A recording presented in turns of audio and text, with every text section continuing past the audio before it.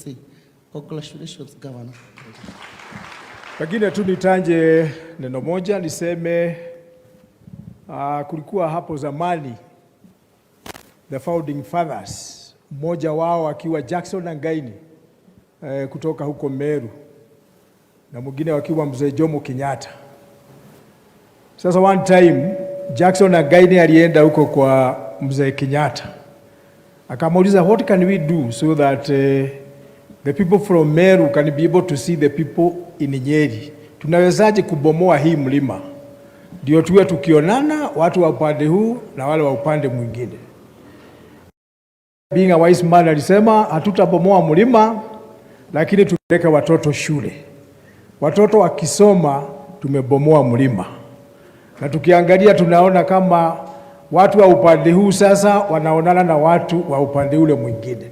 Kwa hivyo tuko pamoja, hakuna maneno mbaya imefanyika, ni watu wale wale. Mudhomi Njoke na sisi tuko pamoja. Ni elimu imepeleka watu pamoja. Alafu ya mwisho ni hadithi kidogo tu nimepata juu ya hii maneno ya PhD. Watu wengi wanasema PhD ni permanent head damage. Ati mtu ameharibika. Na nilikuwa napea governor an experience I experienced just a few weeks ago. Nikaenda kwa rafiki yangu ambaye alikuwa amepoteza bibi. Tumeenda huko maombolezi. Na ikawa sasa nimesikia ninataka kuingia haja kujisaidia. Sio kawaida yangu kutumia hizo za huku ndani, wakati mwingine atataga huko nje. Lakini kwa sababu tulikuwa town, ilikuwa ni hiyo tu peke yake. Kwa hivyo nikaingia. Na nilipoingia, huyo mama alikuwa na PhD bili, 2 PhDs na degrees ambazo hazikuhesabika. Sasa nilipoenda kujisaidia pale, unaona pale mtu anaketi, upande wa kulia nikaona meza. Na huko kwa meza kulikuwa na vitabu 3 books. Kwa hivyo nilipoendelea na kazi yangu, nikachukua kitabu, nikaanza kusoma. Sasa tulikuwa tunaongea na governor, hata yeye ata improve sasa. Ndio tukienda kule lazima kuwe na kitabu.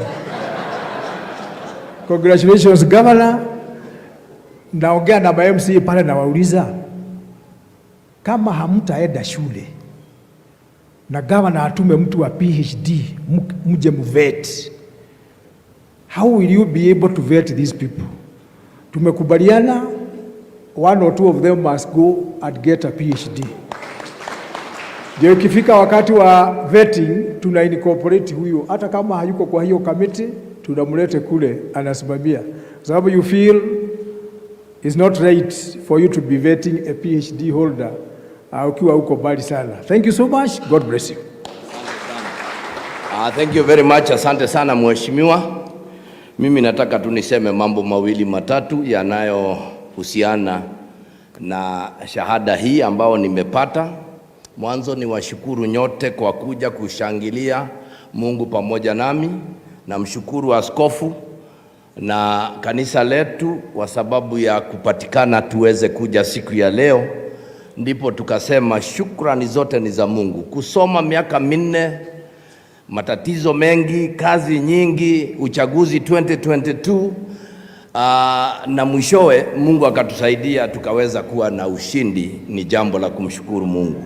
Jambo la pili, kuna mama wawili nataka kushukuru. Kuna yule mama aliyenizaa na yule mama anayenipikia. Hao wawili wako na kazi ambao wamefanya ya kutosha kwa hii kazi. My mother, tumepambana na hii maneno na safari hii na yeye kwa sababu tulianza mapema huko. When I finished the form 4, tukaenda hiyo mambo, ananiambia nisome, namwambia sasa vile ninalenga hiyo maneno ni ngumu, lakini today nimemwambia, juzi nilimwambia sasa nimefika mwisho wale, hakuna kisomo kingine. So I really want to appreciate my mother kwa sababu na niseme I also dedicate this PhD to her. Hakusoma yeye, ni ile watu walisoma standard 4. Na yeye kwa vile alifanya mtihani mara ya kwanza akaanguka, akasema nataka kurudia. Akasema mimi alikuwa amepewa opportunity ya piti, akasema ni lazima nirudie. Akirudia mara ya pili alikutwa hapo na nikazaliwa. Hiyo kesi ikaisha. Sasa hiyo kisomo ndio hii. Kisomo cha kile angesoma ndicho hiki. So I want to really appreciate her. Mama Kahiga here, she has sacrificed a lot ndio niweze kuwa hapa. Mnajua pia kulipa hayo masomo si rahisi, na unajua mama nako na mambo mengi, lakini she allowed. I really want to appreciate her. Having said that, allow me to just appreciate my professor. Professor Gachagua, you know, hii mambo ya linear na sijui gani, my coefficients, imefika lineology, mpaka mumesikia ile maneno amesema hapa. Sasa wewe fikiria, wewe tulitakikana kujua hiyo vitu. Sasa inafika mahali tunamwambia, now can you explain to me like a 2-year-old? Ananiambia hiyo itaenda hivi, iende hivi, inaenda hivi, mpaka inafika chi-square. Sasa nauliza chi-square hivyo sasa. However, we really want to appreciate, because he has mentored us. Many professors, I can tell you, they think that is a club that nobody else should join. Wanakufungia wewe, can you imagine ati ulikosa full stop 3 mahali, unaambiwa rudia. You use the word get instead of got, unaambiwa rudia kitabu hicho chote. You know, those kind of things, but we really want to appreciate you, Professor. Ulitushikilia. I was in class with these 2. We were many, tulianza tukiwa kama 9, lakini wale walimaliza tuko 3 tu. Na unaona hata boy child alijikaza, wengine walianguka. We had even an MCA from Turkana. Alikuwa anaitwa Emekwi hata saa hii, when we were in Lodwar, I met him. Bado anaranda ananiambia ameleta documents sijui nini. So we really want to appreciate. Dean pamoja na lecturers wote, all of them, you know, just pass our regards to them. Walitusaidia sana, and that is why we are here. Now, I work for the county government of Nyeri. Na kwa hii county, iko wakati unaweza pewa deputy ile, mnajua, hata nyinyi mnajua hiyo round nyingine vile nilikuwa nimeteseka, si mnakumbuka? Saa hiyo hata singesoma, ungesomaje na mtu anachoma county? I want to say thank you to this man in a very special way, because I have never looked back. Nikiondoka namwambia nimeenda, wewe chunga hiyo maneno, hakuna kitu I really want to thank you, David. Hapa na ndirenda kuwa gotodo mukuida iguaga kegaba. Thank you very much. My staff, stand all of you. Wale watu wote wanafanya kazi na mimi. This is a wonderful team. My CECs, my directors, my chief officers, my personal assistant, hata dereva yangu sijui yako wapi, anaitwa Maina. All of these have played a very great part, because when the county is quiet, wewe unaweza soma. Ikiwa ni moto utasomaje kweli? So I want to really thank you from the bottom of my heart. Kengori na wale wengine huko ninawaona, all of you, in every little way, you have played a great part in helping me achieve this PhD, and therefore, asanteni sana. Mungu awabariki, Mungu awatende mema. I want to really thank all of you. To all my friends, to my brothers, my relatives, nyinyi wote asanteni. Mungu awe pamoja nanyi, awatende mema. This is for all of us. We will dedicate one of these books to the COG, because it talks about, I know you did on TVETs and employability. I also did on efficiency in TVETs. These are books that we need to put in the COG for references, because hayo ni mambo yanatuhusu. And therefore, mimi ningetaka tu niwashukuru, niwaambie leo tumekaribishwa hapa. Bishop ametupikia hapa. Tunatakana tukule na tujienjoy hapa. Lakini nitapeleka Bungoma kwangu, aende aone kwangu, because these governors I will take them home. Just waende waone mahali ninaishi. Ndio wakiamua kulala walale hapa. Tuko pamoja. Nimalize kwa kusema the Council of Governors has also been, this is a good team. We have worked very, very closely with them. Hata wakati hiyo tulikuwa tunasoma, Governor Sang, Governor Mudhomi, Governor Hamed, Baringo, Governor Lusaka has been my chairman wa agriculture. Tumefanya kazi pamoja naye. Governor Mudhomi was my chair health. Tumefanya kazi vizuri naye. Boss wetu wako hapa, alikuwa our vice, mpaka sasa wakabadilisha, wakasema mimi nikalie hicho kiti. Nikawaambia hicho kiti ni kizuri, lakini hakitoshani cha Rigiji. Unaona cha Rigiji kimepotea, sasa nikapata hiki. Nikasema tu hata wana mahuno okay, no nyama, hata matumbo ni nyama tu, tuchukue tukijipanga raundi hiyo nyingine ama namna gani. Lakini ni vizuri tu tuseme as we stand here, why we are in this sober mood na unaona watu wengi hawako, ni kwa sababu hilo lilikuwa ni pigo kubwa kwao. They didn't expect it, lakini mimi ningetaka niwaambie with a lot of conviction that the end of one thing is usually the beginning of another bigger thing. And what shall be, shall be. Nitaraiguana. What shall be, shall be. Ours is to wish, and I want to pray like he has said. Aliwaomba sisi tuwe na amani, taifa letu liendelee mbele, kwa sababu taifa ni kubwa kuliko sisi wenyewe. Kule mbele tunakoenda, tunamtakia rais kila laheri in everything that he does. Tuendelee na tusukume, na ni vizuri tuambie rais tukiwa hapa Nyeri, Your Excellency, Rigiji sasa umemuondoa katika haya mambo. Hiyo ni kumaanisha Nyeri haiko ama Nyeri itakuwa? Kwa sababu ni lazima tuulize, si tulipeana kura? Na kura zetu sasa zitaenda tu staili hiyo, ama sisi tutakuwa watu wa kuangalia wengine wakikula? Kwa hivyo tunamuomba rais akikaa aangalie, aanze kuwaza mbele vile atakaa na atafikiria kuhusu watu wa Nyeri. Ni kweli ama si uongo? Wangapi wanasema hivyo? As many of that opinion say aye. The ayes have it. Speaker, si nimeendeleza vizuri? Ayes wamesema Nyeri iangaliwe na jicho la upendo, si ndio?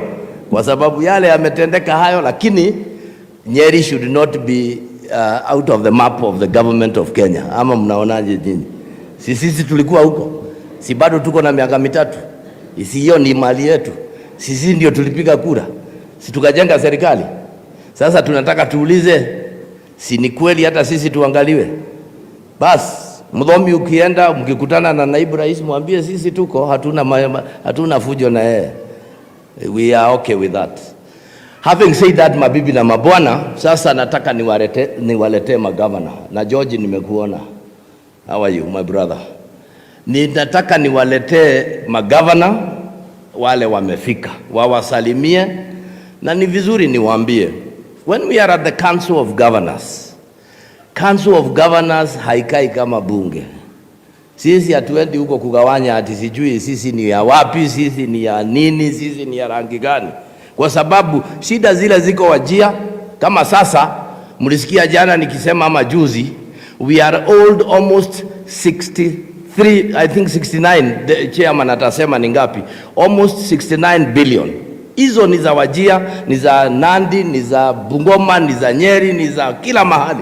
So wakati tunapozungumza katika Council of Governors, we speak as leaders. These are leaders of government, heads of government. Kuna serikali 48, 47 ndizo ziko na magavana, hiyo nyingine moja ndio iko na rais. Na kwa sababu tuko na whip wetu, mimi nataka sasa whip nikupe nafasi ndio uweze kukaribisha wazee, wazungumze, wasalimie hawa wananchi, wawaambie maono, wawaambie vile Bungoma kuko, kama Bungoma wanasema tawe ama wako na sisi, na mambo kama hayo. Governor Sang ni wa kutoka Nandi, mkaribisheni kwa makofi anapokuja, alafu uendeleze, alafu tandikishia. Asante sana Governor Mutahi Kahiga, daktari, PhD, EGH, governor wa Nyeri, na pia yeye ni vice chair wetu wa Council of Governors. Kwanza nichukue nafasi hii ni wasalimu wote katika jina la Yesu. Amjambo. Bwana Yesu asifiwe.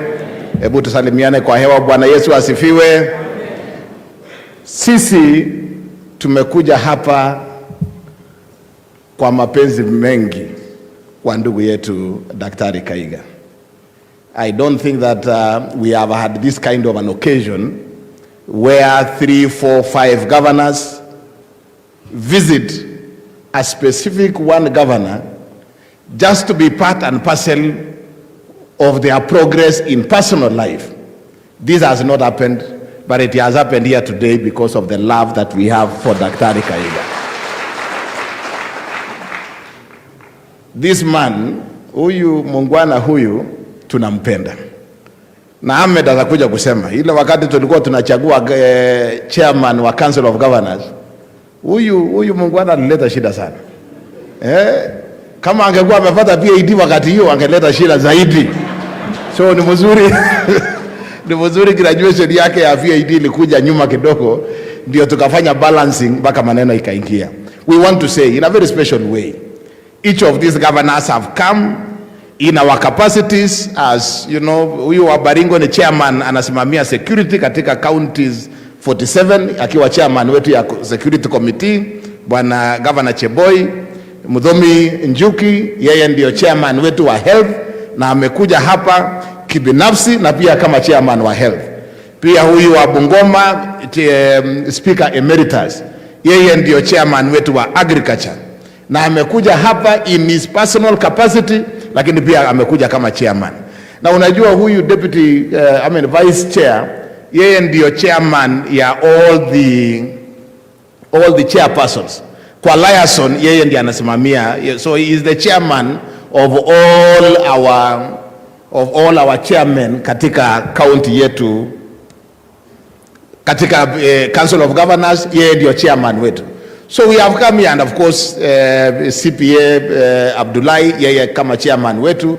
Tumekuja wote in our personal capacities, but also because Kahiga has visited, literally, I think if there is a governor that has visited many parts of this country and many of our counties, pia huyu Governor Kahiga ameweza kutembea.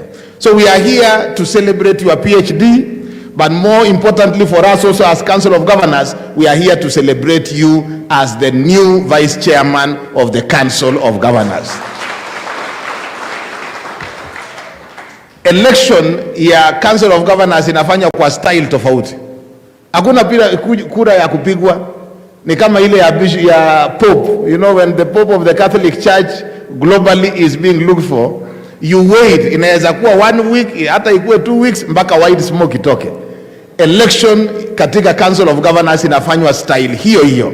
We must sit down until we agree, so that whoever is chosen as chairman, like we have FCPA Abdullahi here, he is chosen and owned by everybody. Nobody can stand to say they do not agree with Chairman Ahmed kama chairman wetu wa COG. Equally, vice chairman wetu Daktari Mutahi Kahiga, it was a position that was by consensus by every governor, and therefore we own him as our vice chair because we all agreed. We did not vote, and there was no much contention about Governor Mutahi Kahiga. All of us have seen him, he has worked hard, and we know what it is that he can be able to do, not just for the Council of Governors, but actually for our country. Na Bishop, wewe umezungumuza na kuhubiri siku ya leo, and we share in your sermon. Absolutely share in your sermon. Mutahi Kahiga is not just for, you guys have enjoyed him for 10 years now, or going to 10 years now. Mutahi Kahiga is cut out for bigger things beyond Nyeri County. Na kama vile wewe umezungumuza Bishop, na umeomba, na umempatia, nimeona ile zawadi yako, deliberately Bishop kept talking about the shining of the sun in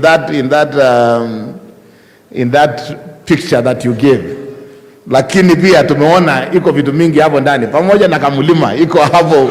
Tumeona kamulami kuna kamulima hapo katikati ya hiyo picha, tumeona mulima. So we know for sure that Kahiga is not just meant for Nyeri.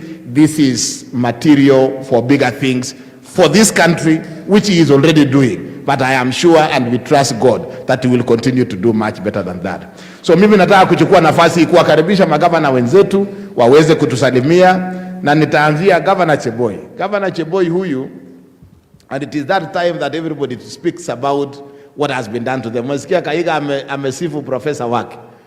Huyu Cheboi kama angekuwa yeye, wengi wa watoto wa Nyeri na wa Nandi na wa Kenya hawangeweza kufanya kusoma university. He was CEO for HELB, Higher Education Loans Board, na yeye ndiye amesukuma watoto wengi katika. He has played a role in the many degrees and masters and PhDs that we have in this country today, and Cheboi is serving his second term as the governor for Baringo. Karibu sana Governor Cheboi, tumpigie makofi. Karibu sana.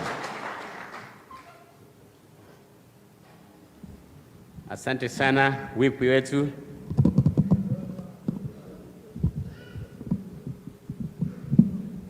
Wacha nianze kwa kuwasalimia kusema Bwana asifiwe. Salimiane hewani bwana. Mwadhani agoshwo. Na kusema kwamba niko hapa kwa sababu ya huyu muungwana anaitwa Edward Mutahi Kahiga, PhD, EGH. Sijui hakuna ile ya kanisa? Pengine baada ya kumaliza hii kazi ya uongozi anaweza kuingia kuwa bishop. Mimi nimekuja hapa nikitambua uongozi wote, kama vile tuko hapa na chairman wetu wa Council of Governors, nikitambua all members of the academia here who have made this man get a permanent head damage, and wale wote amekuja hapa kusherekea kufaulu kwa ndugu yangu Mutahi Kahiga. Mutahi Kahiga, tukiwa kwa Council of Governors tunapiga story na Kikale. Yeye alikuwa kule kwetu kama akiwa kijana. Naulizanga yeye tu, kwa nini ulitoka huku bila mrembo? Lakini leo nimeona sababu. Nimeona yule amechagua ni mrembo zaidi.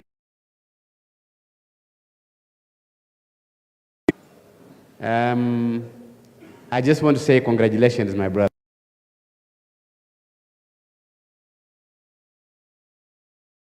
Kwa sababu ya heshima ambayo tuko nayo kwa Mutahi Kahiga. Yeye pia alikuja kwetu chango kidogo ya kanisa, akaja kwa njia nzuri. Nikasema lazima nifike hapa nikuje nimwambie pongezi. Na tena kuja kuangalia ni kitu gani nafanya mtu ambaye amezeeka kama huyu kusoma mpaka PhD, because kwa kawaida watu wanajuanga kwamba Wakikuyu wanaendanga penye iko pesa. Iko pesa kwa PhD? Sijui ile utajiri iko kwa hii PhD iko namna gani, lakini nilisoma katika Biblia kwamba is for the lack of knowledge that my people perish. Sasa yeye hataki kuperish. This desire for knowledge is not just for creating wealth, but it is for knowledge to be resilient and to be able to do good things for the people. Your future is great. Your future is luminous. I do not want to overemphasize what my brother Sang has said. We want to pray for you and to wish you success in all you do, so that you can be a better person. When we have governors being successful, we are happy. Mimi sitaki kusema maneno yote, mimi nataka kusema pongezini na kusema Kenya hii yetu inaenda mbele. They say, and I read philosophy a lot, what has happened yesterday is not retrievable. We cannot cry over spilled milk. Lakini kila wakati tugange yajaye. Tusije tukafikiria kwamba yale ambayo yamepita tuko na uwezo ya kufanya chochote. What we need to do is to live for now and work hard for this Kenya. I have been here several times. One of my brothers used to be a DC in Kirinyaga. When I was younger, I used to come this other side. Leo nimepitia hapa barabara yote. Nikaona ile utajiri ambao uko katika hii region. Tunasema Mungu awabariki. And I think it is because of devolution. Hii devolution, let us protect it with all our strength and might, because it creates equity and development across Kenya. I can tell you, even though former President Moi came from Baringo and was president for 24 years, what we are seeing as development in Baringo and many other parts of Kenya happened after devolution, because every county has got a right of its own. So we need to ensure that we continue protecting devolution so that there is equity in opportunities and in every aspect of life in the nation called Kenya. Usiwe unafikiria kwa sababu maybe rais akitoka Baringo kuna utajiri mwingi hapo. Hapana, inategemea bidii yetu sisi wa Kenya. We must work hard. Kama unapanda kahawa, panda kahawa. Kama unapanda macadamia, panda macadamia. Because that way you create wealth for yourself and for your county. Tunaomba sisi sote tuendelee kudumisha ugatuzi, kwa sababu hiyo ndio chanzo cha maendeleo katika Kenya hii. Asanteni sana na Mungu awabariki na nawatakia heri. Tuko pamoja. Asanteni sana. Thank you. Thank you. Tumpigie makofi Cheboi. Bwana Kahiga, pia tumepata apology. Na unajua kuna magavana wengi ambao wangetaka kuja function yako. Gavana Irungu wa Laikipia amesema apologies, akijaribu baadaye anaweza pata nafasi kuja nyumbani, lakini tayari amesema pongezi. Pia tuko na Gavana Mutahi, Daktari Eric Mutahi kutoka Kericho, hakuweza kufika, amesema pongezi. Pia tuko na magovernors wengi. We would have been a very big team, you know. Wewe uko na marafiki wengi katika council na wengi wametutuma na ujumbe hiyo iko na chairman kwamba tumekuja kukuambia pongezi. Sasa nitamkaribisha rafiki yetu Muthomi Njuki. Muthomi Njuki governor wa pande ile ya Mlima. Tuko pande hii. Pande ile ya Mlima tuko na governor wetu Muthomi Njuki. Huyu governor alituangaisha ile wakati ya term yetu ya kwanza ya magovernors, you know, akiwa National Assembly, mimi nilikuwa Senate. So hii maneno Cheboi amesema tuchunge devolution, we have come to live it. Some of us may have sponsored some of the bills that did not work very well for devolution. Some of the members of parliament wamechukua ile inaitwa decisions that work against devolution, just because they are in the National Assembly and just because they are in Senate, not knowing that under the second round and the third round of devolution, wale walikuwa Senate wameingia county government, wale walikuwa National Assembly sasa ndio wanataka kuwa magavana, hata wale walikuwa mawaziri sasa wamekuwa governors, wale walikuwa governors wanaendelea kuwa mawaziri. So already there is a whole mix up, which I think kama kuna kitu lazima tujifunze kama county governments and or leaders in Kenya, irrespective of the position that you hold, let us follow the constitution, let us allow county governments to work, let us allow national government to work, let us allow institutions, whether the Senate and the National Assembly, to work. Na kwa hivyo Bwana Muthomi Njuki, huyu mungwana kwa hii muda ya miaka miwili amekuwa, kuna maneno tumekuwa tukituma na yeye, anafikisha mahali inafaa kufikishwa na anarudisha majibu. Sasa wewe hiyo amehand over hiyo position amehand over kwako. Sasa wewe tutakuwa tukituma maneno ifikie kwa chairman ya IBEC, na huyo chairman mpya wa IBEC anaitwa Professor Kithure Kindiki ambaye ni voter wako. My friend, you must take lessons from Kahiga ndio uhakikishe hii kazi yetu ya county government na IBEC inaendelea kufanya kazi kwa njia mzuri, kwa sababu you have been given the national honor of being the governor of the new deputy president. Tumpigie makofi Mheshimiwa Muthomi Njuki, governor wa Tharaka Nithi, aweze kutuzungumzia. Karibu Bwana Muthomi Njuki. Thank you very much, Governor Sang. Our chief guest today, Governor His Excellency Dr. Mutahi Kahiga, EGH, Vice Chair of Council of Governors, our Chair of Council of Governors, Hamed, and the rest of the governors, the First Lady of Nyeri County, Her Excellency Karo Mutahi, Mama Pia wa Mutahi, our bishop today and your team, Bishop Wajoi, na watu wazuri, watu wa ajabu, good people of Nyeri County, amujambo. Gaithiani na ishia iguronya no kare mutro waho. You know, we say that you can choose your friends, but you cannot choose your neighbors. Those who are not aware, wale wageni wako hapa, there are only 2 points for those people who want to do excavation on Mount Kenya. Is it called excavation or ile kupanda mulima? Excursion, kukwea mulima. There are only 2 points in Kenya where you can access the mountain.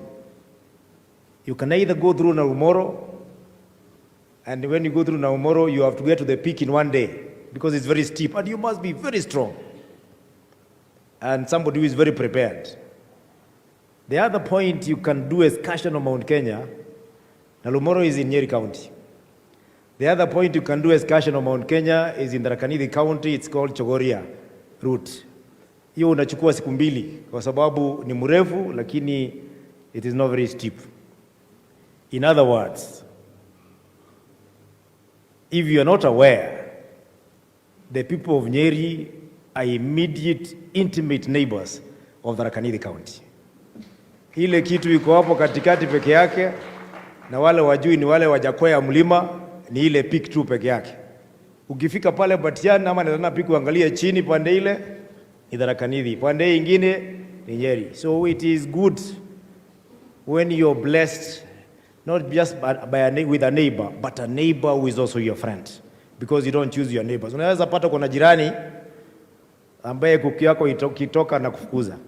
Mutahi Kahiga has been my friend from the time we did the elections of governors in 2017 when he was elected. In fact, we were campaigning with both Mutahi Kahiga as a running mate of my friend Gachagua, and I'm happy to have served with him all this time.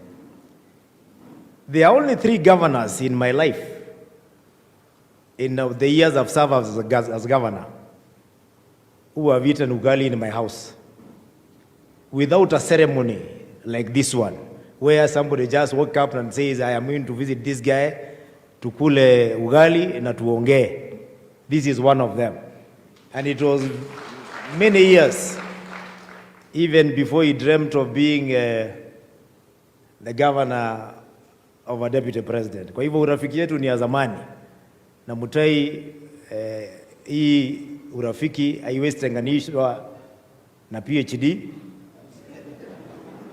Hata kama sina, unabaki rafiki yangu.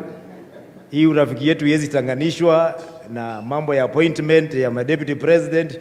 Sisi tutakaa kama marafiki because you have been friends. And by extension, huwezi chagua maziwa useme maziwa ni mzuri alafu useme ng'ombe utaki. In the same breath, the people of Tharaka Nithi and the people of Nyeri will remain friends, because sisi viongozi wetu wawili, sisi ni marafiki, tutaendelea kuwa marafiki. Nilikuwa najiuliza maswali, lakini asante Bishop, umenitegulia mtego. No, sio Bishop kidogo, alafu supervisor wa bwana Mutahi. I was wondering, huyu mtu alisoma saa ngapi? Hiyo Amerika tuko na yeye, Ghana tuko na yeye. Kumbe hii wakati mwingine anapoteanga kidogo, tukienda tour naona Mutahi hajakuja lesson moja, hajakuja one visit, tunaenda kwa mashamba ama tunaenda kwa hoteli kukula. Ako kwa mitihani anasoma na ile macho. Sasa nimejua sio ngumu sana, zaidi ni ngumu kwa kusoma, lakini time wise. My fellow governors, you are challenged.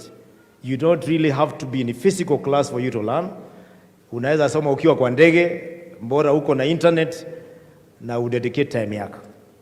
Today we are here kurudisha shukrani kwa Mungu na pia to stand with you, my brother, for doing what many men and women have not been able to do. Juggle between roles of family for Her Excellency Karo's family. Mutahi tells me stories about his sons. Saa ingine anawakaisha chini, wamekuwa kichwa ngumu kwa sababu ya vitu. Mzee anasema wewe, mama anasema wewe umeingia sana kwa county ya vijana wanapotea. He must renom them. Pia ana balance county, ana balance masomo na vitu vingine. It's not easy. So we want to say congrats kwa sababu you've cut the way for many people who want to do that. Na pia tunataka kusema asante. Wakati tulikuwa tumeketi Mombasa, after tumepata term ya kwanza as governors, hii ya pili because we are also having second term with Mutahi. Tukiwa Mombasa, the candidate number 1 ambaye alikuwa amesimama kiti ya chair of Council of Governors alikuwa huyo Mutahi. Pale pia akasimama sister wetu hapa, governor wa Kirinyaga, Ahmed Abdullahi pia alikuwa pale na wengine. And Mutahi was very magnanimous. He says kubishana hii maneno. Wewe governor wa Kirinyaga, kama umesema ni lazima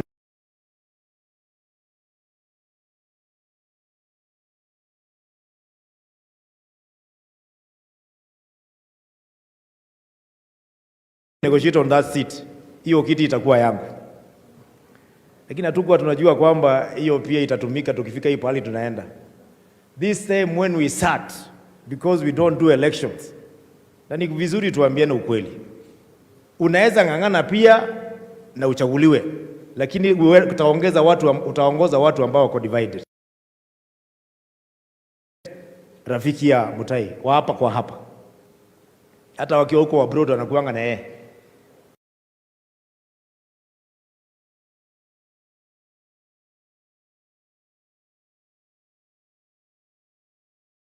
Kwa Kirinyaga, kitoka Kirinyaga iende through the fence kuja Nyeri. Kwani Kenya ingine hakuna? Mutahi mara ya pili kiti ya governor ya chair ikazama. Lakini tukasema hatuwezi mweka mbali. Na pia mimi nilikuwa nimesimama. Nikasema hatuwezi, tukasema we cannot, hii kiti hatuweki mbali.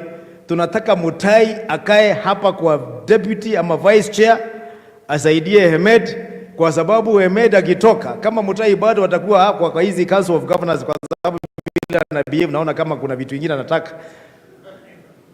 Next time hiyo kiti itakuwa yako bwana Mutahi. Na Ahmed, it is not negotiable. Huyu mjamaa kwanza, siku ya kwanza alisema Waiguru wapewe, ya pili akasema wapewe, ya tatu hatuwezi mnyima, lazima tutampea.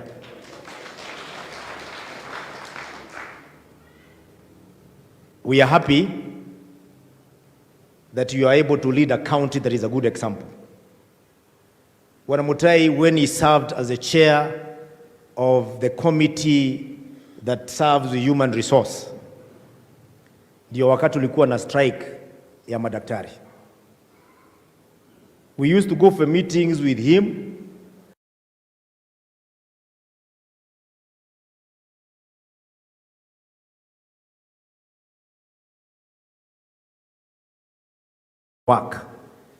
Kwa sababu tulikuwa nasikia hao madaktari wametupeleka mpaka mwisho. They are pushed us to the wall.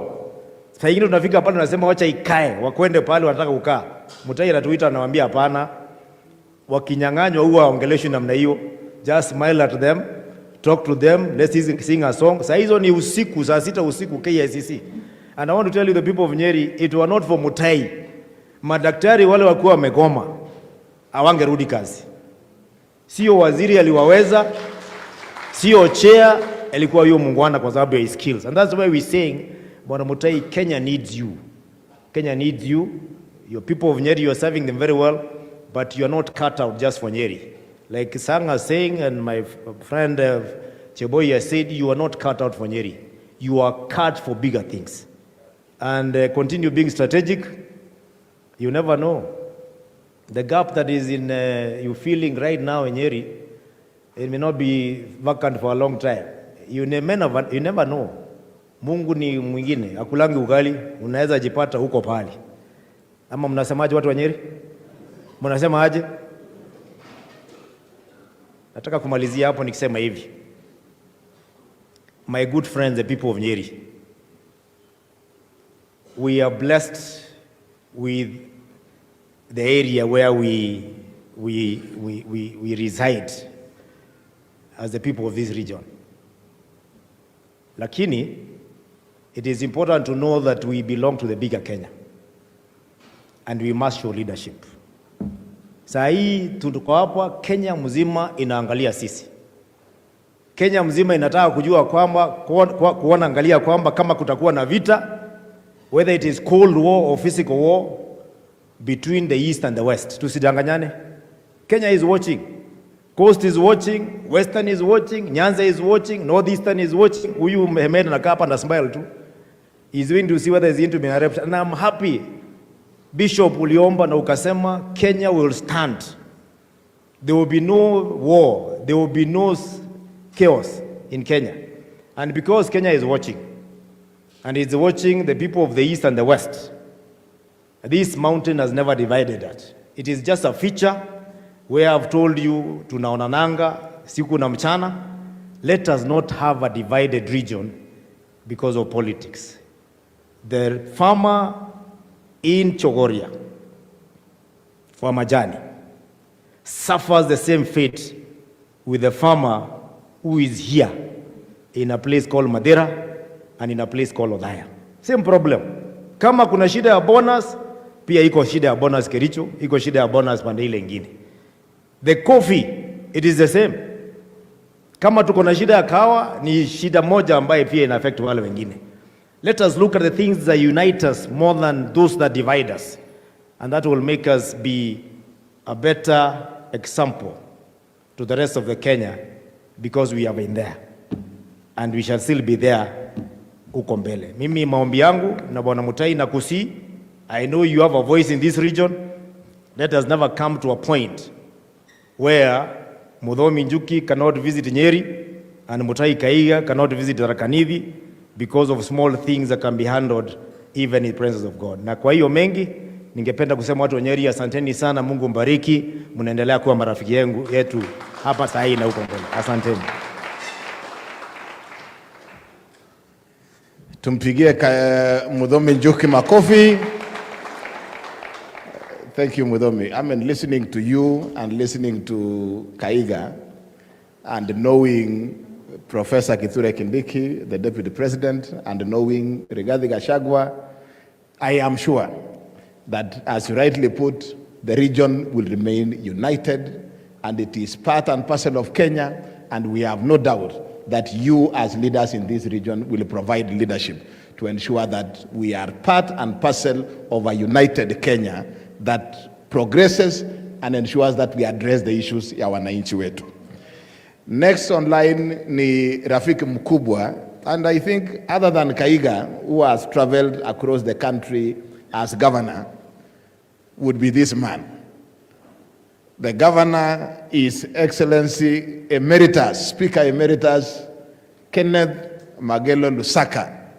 Yeye alikuwa DC sehemu karibu zote katika Kenya hii, akakuwa PS wa livestock at the Ministry of Agriculture, amekuwa governor first term, amekuwa speaker wa Senate for 5 years, and now he has come back as the governor for Bungoma for his last term. Now huyu mungwana, we learn a lot. There is a lot that is, that we learn from him. Kama kuna mtu Mungu amemujalia sana na the blessings of parents, and we want to tell, tunataka kumwambia mama wa Kahiga, mama, pongezi na asante sana. I am now be able to tell, hii baraka Kahiga ako nayo mingi inatoka kutoka kwa mama. Hii baraka mingi hii inatoka kwa mama. Huyu Kenneth Lusaka juzi amempoteza mama wake, na mama wake alikuwa canon wa kanisa ya Anglican. Ile baraka huyu mungwana amekuwa akipata, na juzi tulimwambia wakati tumempumzisha mama kwamba sasa wewe anza kupiga magoti na kujiombea, na maneno yako sasa uweke laini mzuri, kwa sababu yule amekuwa akikuombea amepumzika. But he has been, Lusaka's mother has been a huge blessing, and this guy has been a blessing to our republic. Na ni rafiki mkubwa wetu. Speaker Emeritus, karibu sana uweze kuzungumza na watu wa Nyeri. Karibu sana. Asante sana, our whip, for that generous introduction. Our guest of honor today ambaye ni Daktari Kahiga Mutahi, kanisa takatifu ambalo limesimamia ibada, viongozi wenzangu ambao tuko hapa. Mimi pia nimekuja hapa sio ati nimepotea ama sikuwa na kitu ya kufanya. I came here deliberately to be part and parcel of this celebration. It's not easy, ndugu yangu, to get a PhD. Watu wanasema permanent head damage, lakini sasa tunasema poor hair distribution. PhD imepewa majina mengi. Like you have been told, mimi ni mtu ya Mungu sana na nimebahatika sana. I want to give you a few quotes that work hard in silence, but your success be noise. Umefanya pole, lakini success yako unaona sasa vile imekuwa. Na ukisoma Deuteronomy 8:4, hiyo kitabu yote utapata Moses alikuwa anaambia Wanaisraeli kwamba prosperity should not lead to pride and forgetfulness of God's past faithfulness, but rather to foster a deeper commitment and obedience. Kwamba ukikuwa mkubwa ama ubarikiwe, usisahau kwamba haya yote yametoka kwa Mungu. And that is why I agree vile Bishop alituambia, umefanya vizuri to come to God, to acknowledge that it's God who has given you all this that you have achieved in life. Umepata PhD, you are our vice chair. Vile wenzangu wamesema, it was consensus. If Kahiga was not from this region, angekuwa chairman, amgepita. But our chair is also equally good. Tukasema amekuwa vice chairman na sisi wote we are serving our last term. Kwa hivyo ndio tukampatia kama vice chairman na mtu wa bidii sana. Ndugu zangu, ninataka pia niwaombe. We have come with one message. Mimi ninatoka Western Kenya. Huyu ametoka Northeastern. Njuki ametoka Eastern. Sanga ametoka Rift Valley. Jeboya ametoka Rift Valley. This is the Kenya that we want. We must remain united, na ndio nilisema lazima nikuje hapa. Rigiji was my classmate.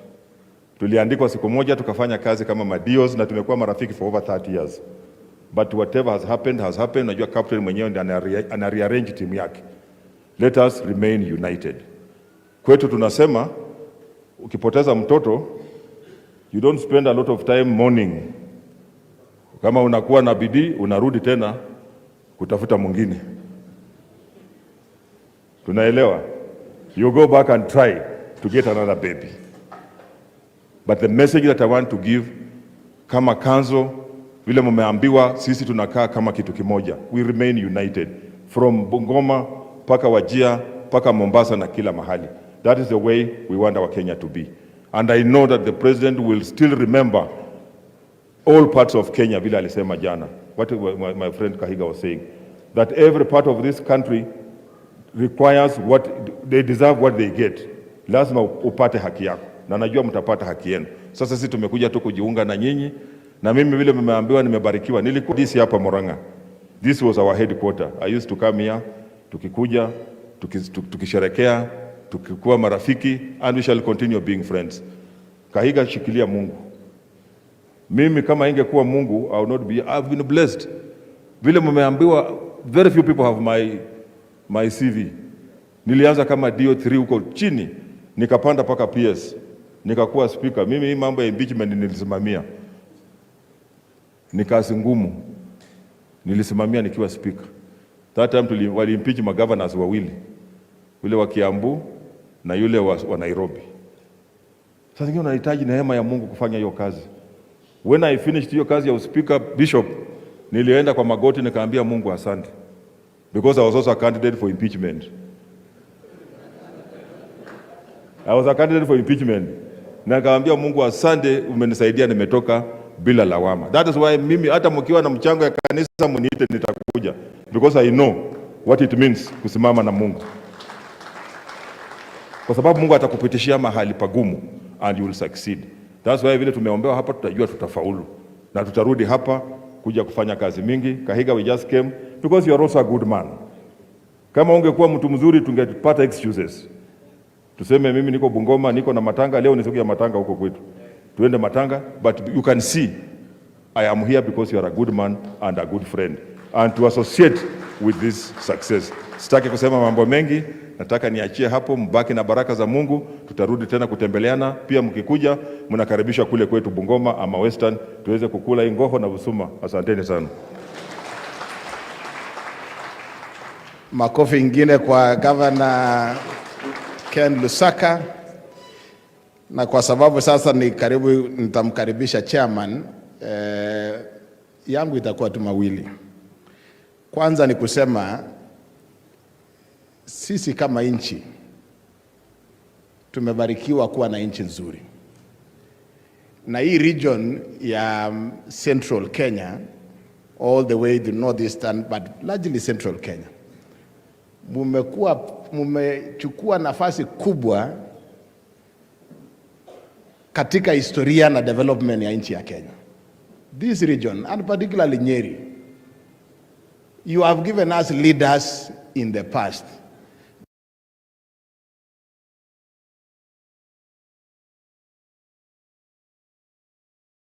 One of the notable one ile tunakumbuka ni rais mstaafu aliyetuacha mzee Kibaki.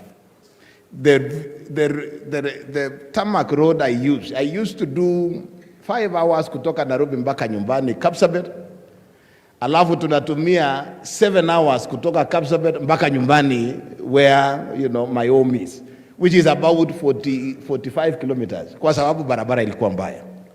It is during Kibaki's time, and you see we had Moi had 24 years. It is imagined that Moi would have developed the entire Rift Valley region, but the tarmac to my place, we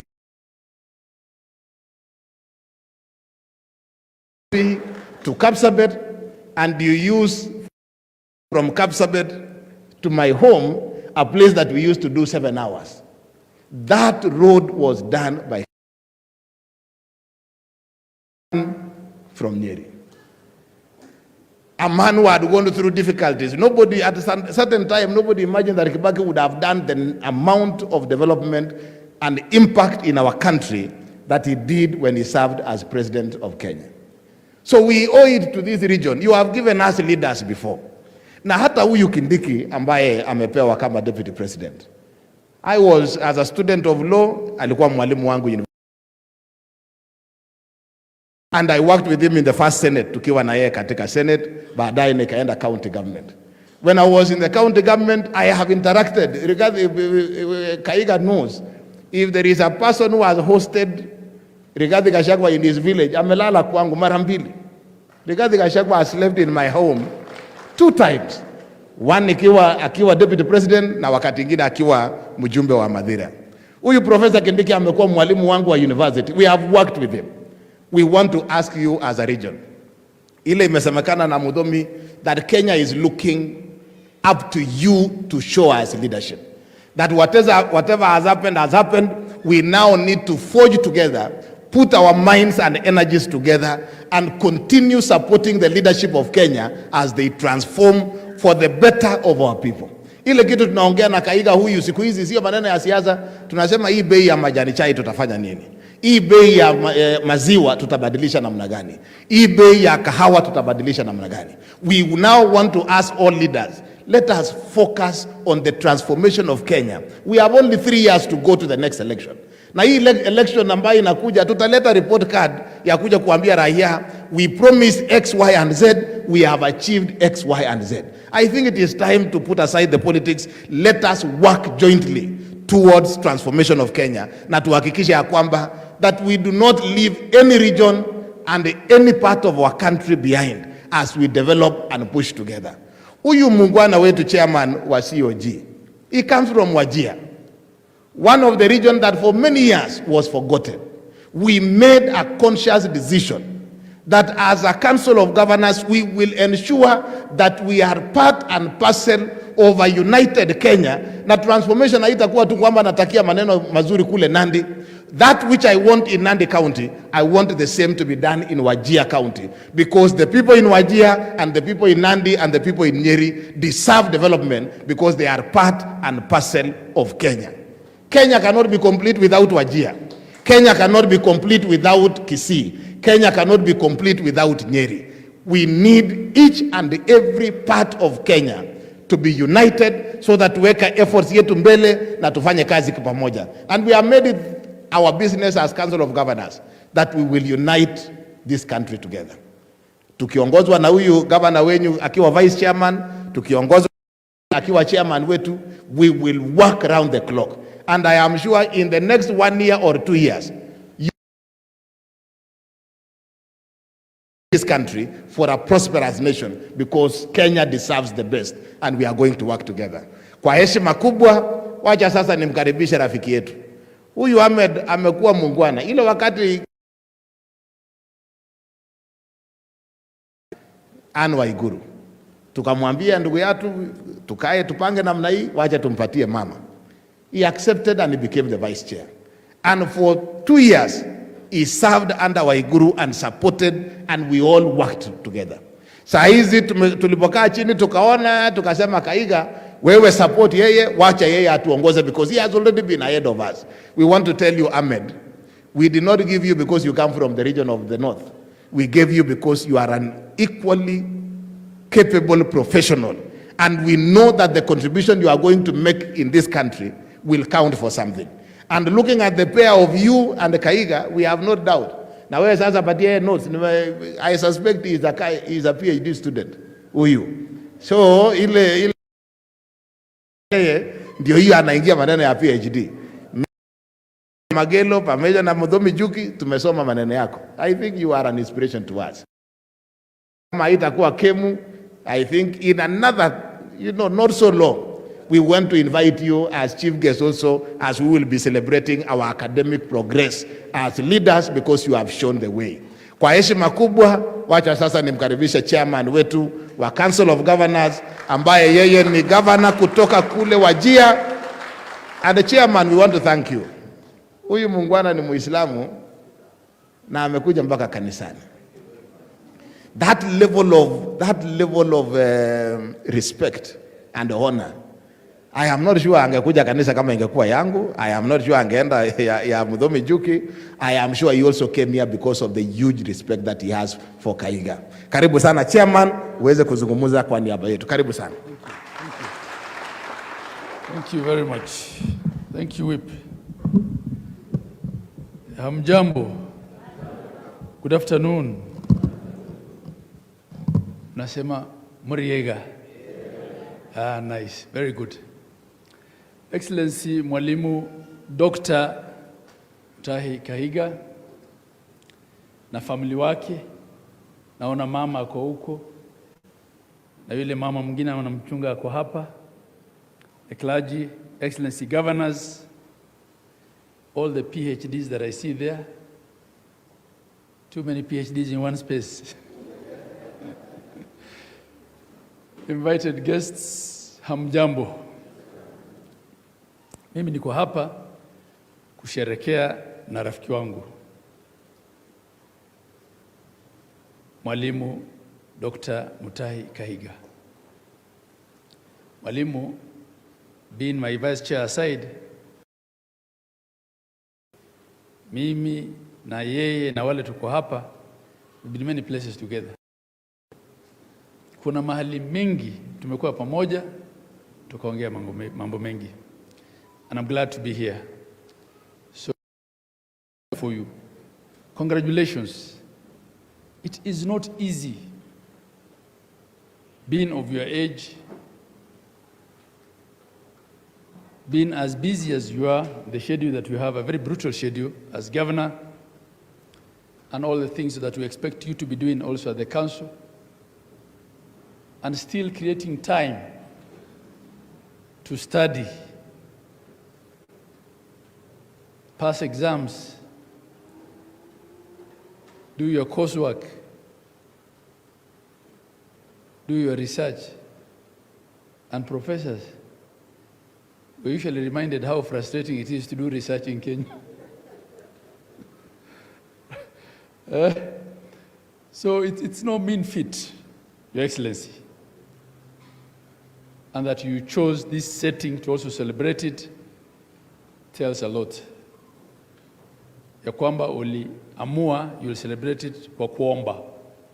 So congratulations, pongezi, pongezi, pongezi.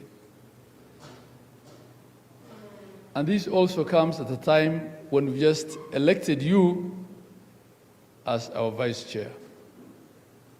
The Council of Governors, as has been told before me here by my colleagues, and especially so by our whip, we conduct our affairs in a very consensual manner. We don't fight over leadership. Tunakaa pamoja, and then we do elimination by consensus. Naambia wewe, next time. And we understand that whoever is made chair or vice chair is just a first among equals and has to serve the whole of Kenya and has to fight for the space of devolution. But it's no mean feat also that 46 other governors locked themselves in a room na akaamua mwalimu lazima awe ndio vice chair. So once again, my brother, congratulations.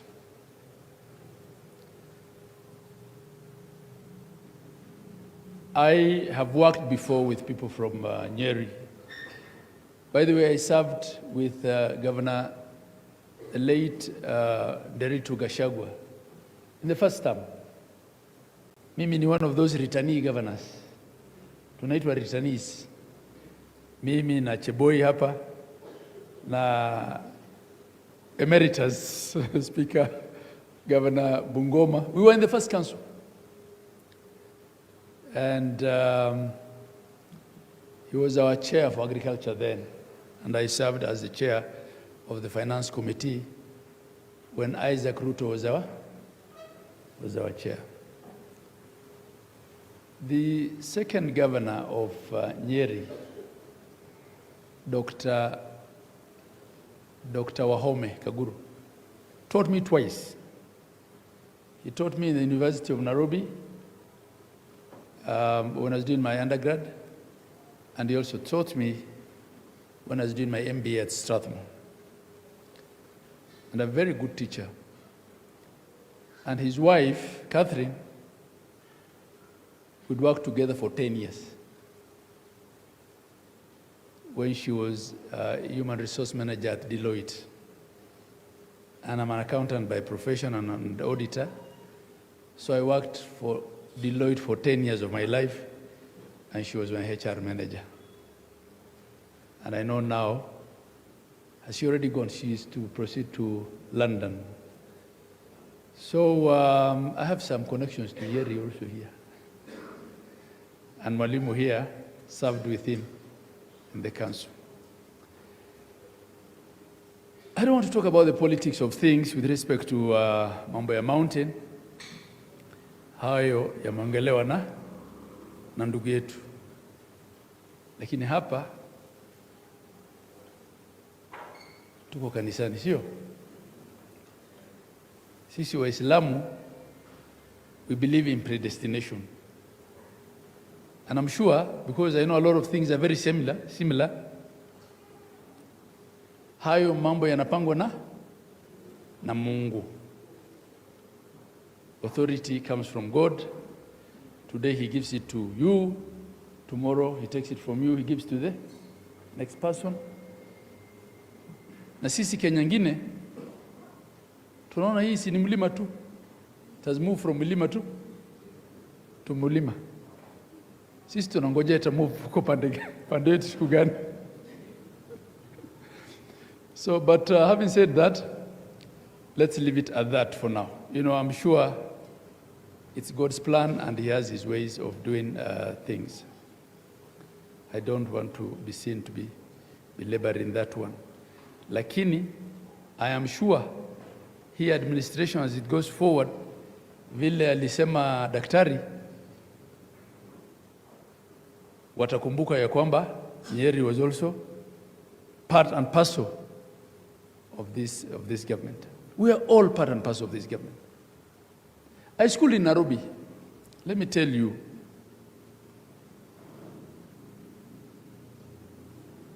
Kwa matatu, saa zingine unajua kwa matatu watu wanasukumana, unakanyaga mtu accidentally. Of course some people are good people, lakini wengine wanakuangalia hivi wanasema wewe songa huko, wanakusukuma and then